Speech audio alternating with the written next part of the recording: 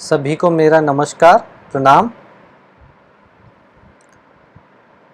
ये जो पाठ है ये सुदर्शन चक्र के सीरीज़ में ये दूसरा पाठ होगा और पहले पाठ में आपने सुदर्शन चक्र के बारे में पढ़ा होगा।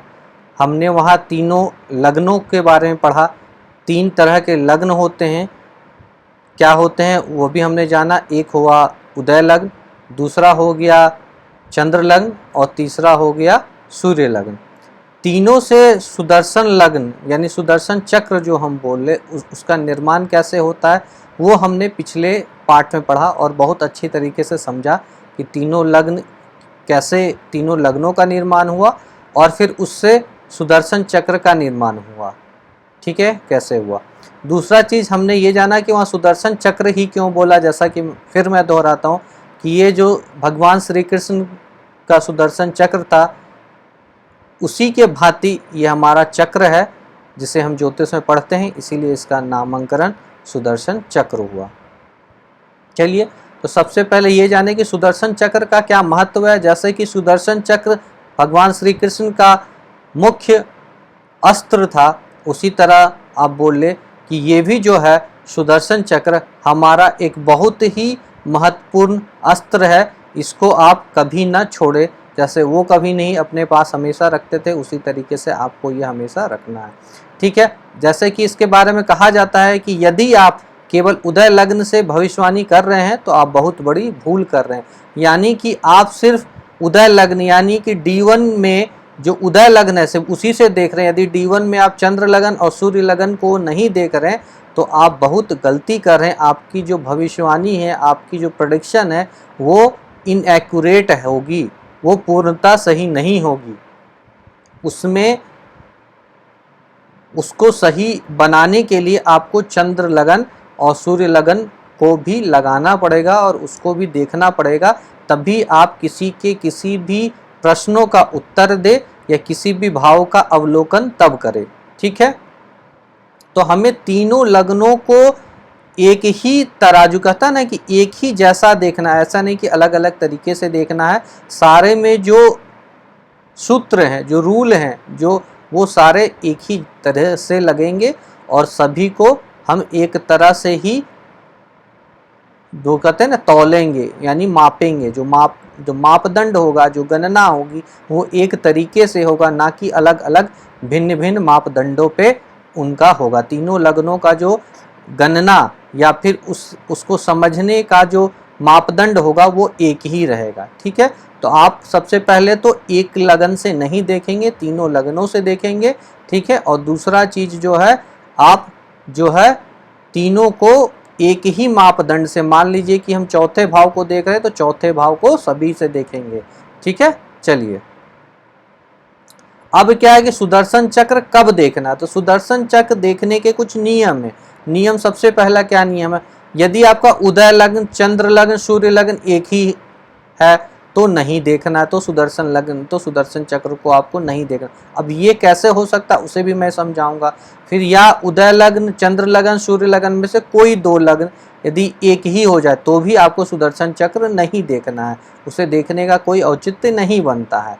ठीक है, उसके पीछे कारण क्या है, यदि मान लीजिए उदय लग्न, चंद्र लग्न, शुक्र लग्न एक ही हो गया, तब क्या तीनों तो एक ही हो गया। अब तीनों एक ही तरीके से आप उसको देख रहे हैं, आगे मैं समझाऊंगा कैसे देखना है, तो आप उसमें फिर भिन्नता रही ही नहीं, तो आप अलग क्या देख रहे हैं। उसी तरह यदि 2 लग्न एक ही हो गए तो दोनों लग्नों से एक ही जैसा रिजल्ट आ रहा है तो तीसरा लग्न को आप छोड़ भी सकते हैं, उसको आप नगण्य मान के चल सकते हैं। ठीक है, लेकिन यदि तीनों लग्न अलग अलग हो गए, यानी कि चंद्रमा अलग जगह पे है, सूर्य अलग जगह पे है, अलग अलग भावों में है और लग्न अलग भावों में है, तो इससे क्या होगा कि आपका जो लग्न है, मतलब कहने का मतलब है तीनों लग्न अलग अलग हो गए। यानी कि आप यदि चतुर्थ की बात करें तो चंद्र लगन से चतुर्थ भाव अलग हो जाएगा और सूर्य लगन से चतुर्थ भाव अलग हो जाएगा और लग्न कुंडली से चतुर्थ भाव अलग हो जाएगा, तो उसके फलादेश में अंतर होगा। ठीक है,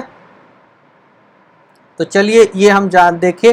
एक कुंडली है जिसमें कि सूर्य, चंद्रमा और लगन एक ही जगह स्थापित है। देखिए ये एक मकर लग्न की कुंडली है या मकर राशि भी आप कह लें, क्योंकि चंद्रमा उसी राशि में स्थापित है, तो मकर लग्न और मकर राशि की ही कुंडली है। यदि राशि और लग्न में आप भेद नहीं जान पा रहे हैं तो मेरे वीडियो जाके आप प्लेलिस्ट में जाके देखिए, बेसिक वाले में ये होगा कि चंद्र लगन और मतलब चंद्र राशि यानी राशि और लग्न में क्या अंतर होता है उसे मैंने बताया। वहाँ जाके कृपया आप उसे देखें और समझे, जो बहुत ही बेसिक चीज़ है, ठीक है, बुनियादी चीज़ है, उसे आप जाके जरूर समझे, ठीक है। तो यहाँ पे देख ले आप, चंद्रमा, सूर्य, बुध और लगन जो है वो मकर राशि में लग्न भाव में स्थापित है, विराजमान है। तो इसका मतलब हो गया कि इसके उदय लग्न, चंद्र लग्न, सूर्य लग्न, इस जातक या जातिका जो भी हैं उनका जो है तीनों एक ही है। तो इसमें आपको सुदर्शन चक्र देखने की आवश्यकता नहीं है। यहाँ पे आप नॉर्मली जो उदय लगन है सिर्फ उसी से देखें, ठीक है, क्योंकि तीनों एक ही हो गया तो अब इनमें कोई भिन्नता नहीं हुई, ठीक है। उसी तरह दूसरा नियम क्या था, सूत्र क्या था कि उदय लग्न, चंद्र लग्न, सूर्य लग्न में यदि कोई में से दो में से कोई, मतलब तीनों में से कोई दो जो है वो एक ही हो जाए। जैसे कि यहाँ पे देख सकते हैं हम कि लग्न और चंद्रमा लग्न में स्थापित है जो कि तुला राशि में है, ठीक है। इसका मतलब इस जातक का या जातिका का लग्न और जो राशि है वो एक ही है, यानी तुला ही है, ठीक है, और चंद्र लगन भी और उदय लगन एक ही है। लेकिन सूर्य लगन जो है इसका अलग है। सूर्य लगन आप देख सकते हैं कि मिथुन का है, ठीक है, जैसे सूर्य, बुध, गुरु जो है मिथुन में बैठा हुआ। तो यहाँ पे भी आपको देखने की आवश्यकता नहीं है, यहाँ पे भी आप उदय लग्न से ही भविष्यवाणी करेंगे तो आपको संपूर्ण रिजल्ट मिलने का है, ठीक है। अब चलिए देखिए कहाँ देखने का जरूरत पड़ेगा, ठीक है, कब हम देखें, ठीक है।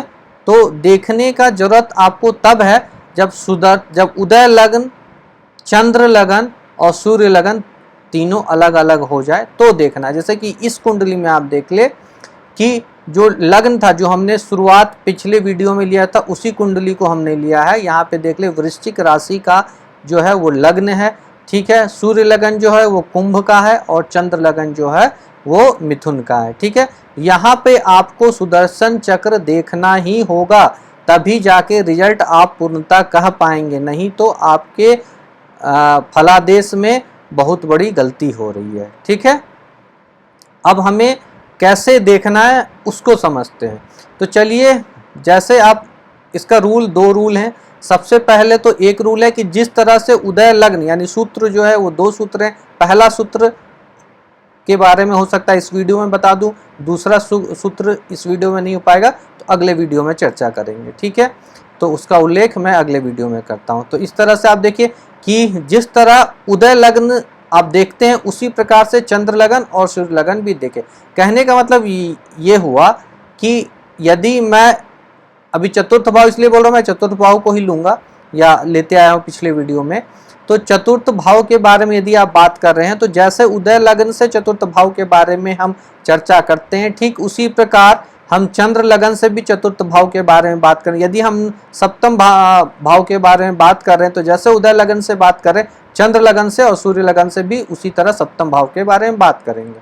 दूसरा चीज के आगे शुभाशुभ यानी शुभ और अशुभ वर्ग चार्ट में देखिए, यानी ग्रहों का शुभ अशुभ और भाव का शुभ अशुभ आप वर्ग चार्ट में देखिए, यानी वर्ग जो हमारा षोडश वर्ग होता है, षोडश वर्ग तक आप जा सकते हैं तो षोडश वर्ग में जाए, षड वर्ग तक आप जा सकते हैं तो षड वर्ग तक ही जाए, सप्तवर्ग तक आप जा सकते हैं सप्तवर्ग तो सप्तवर्ग तक ही जाए, यदि 10 वर्ग तक आप जा सकते हैं तो 10 वर्ग तक जाए, और यदि षोडश वर्ग तक आप जा सकते हैं, आपकी क्षमता है तो आप वहां तक जाए, नहीं तो षड वर्ग तक जरूर जाए और षड वर्ग में देख ले और फिर आगे आप सुदर्शन चक्र में सारे ग्रहों को, सारे भावों को लगा के देखे और फिर आप फलित करें। यानी हमें दो चीज देखना है, पहले तो सारे लग्नों से, तीनों लग्नों से देखना और फिर वर्गों को लगा करके शुभाशुभ सारे भाव और ग्रह को शुभाशुभ देख करके वर्ग चार्ट के अनुसार भी उसको हमें देखना है। तो सुदर्शन चक्र लगाने की जो विधि है वो ये है,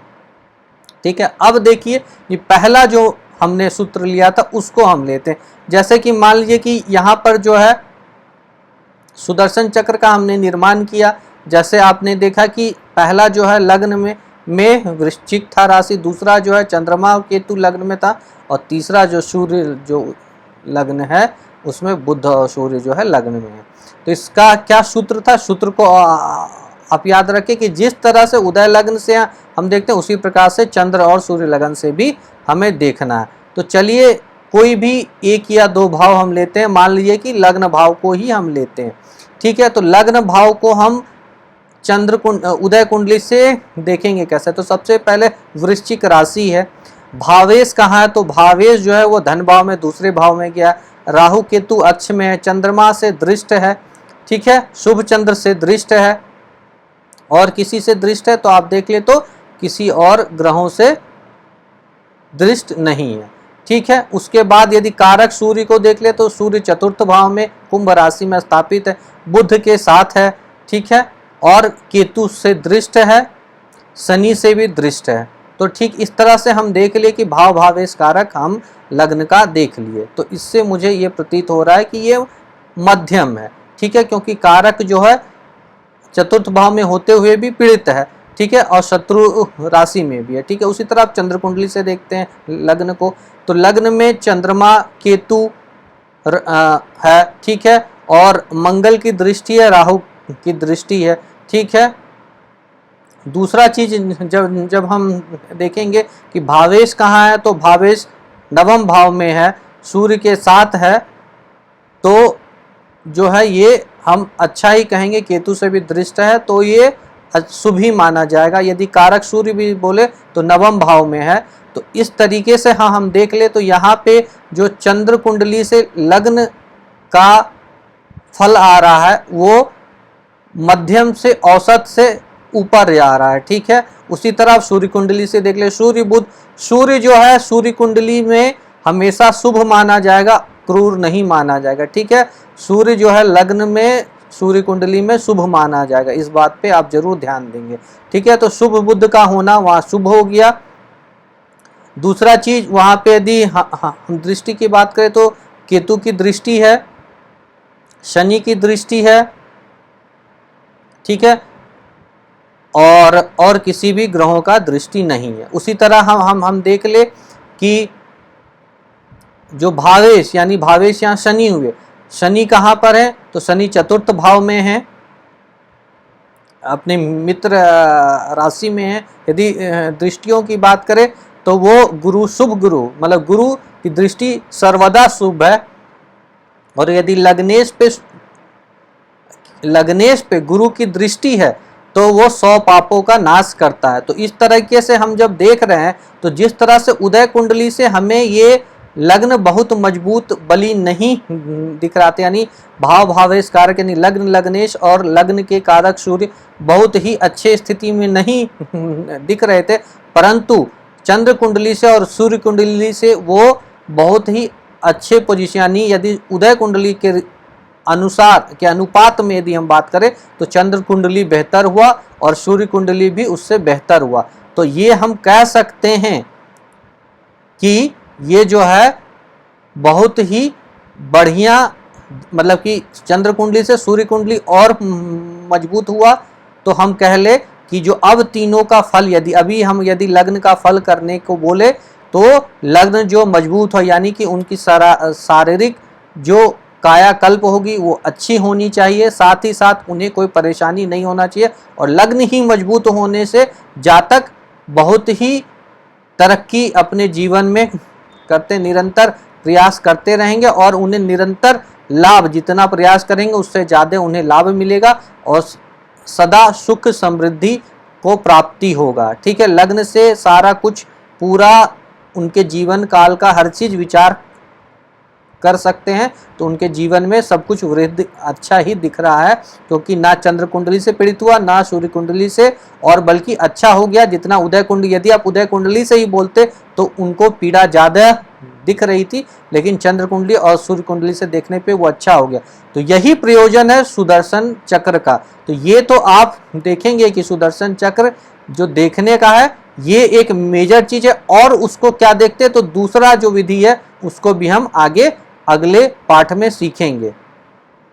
तो सब लोगों को बहुत बहुत धन्यवाद, और मैं आशा करता हूं कि आप सुदर्शन चक्र को किस तरह से देखते हैं वो आप सीखे होंगे इस पाठ में, और अगले पाठ में भी इसको हम और अच्छी तरीके से सीखेंगे और इसका जो दूसरा सूत्र है उसको हम प्रयोग में लाएंगे और जानेंगे कि कैसे क्या होता है। और मैं पुनः फिर आप लोगों से आग्रह करना चाहता हूँ, निवेदन करना चाहता हूँ कि आप लोग को यदि ये वीडियो अच्छा लगा हो और ये ज्योतिष जानकारी आपको यदि मिल रही है तो आप इसे शेयर करें, लाइक करें और कमेंट करें कोई भी परेशानी हो। और साथ ही साथ यदि आप इसे वहाँ तक पहुँचाएं जिनको इनकी ज़रूरत है, मैं फिर से दोहराता हूँ, जिनको इनकी आवश्यकता है वहाँ तक आप पहुँचाने में मदद करें। सब लोगों का बहुत बहुत धन्यवाद।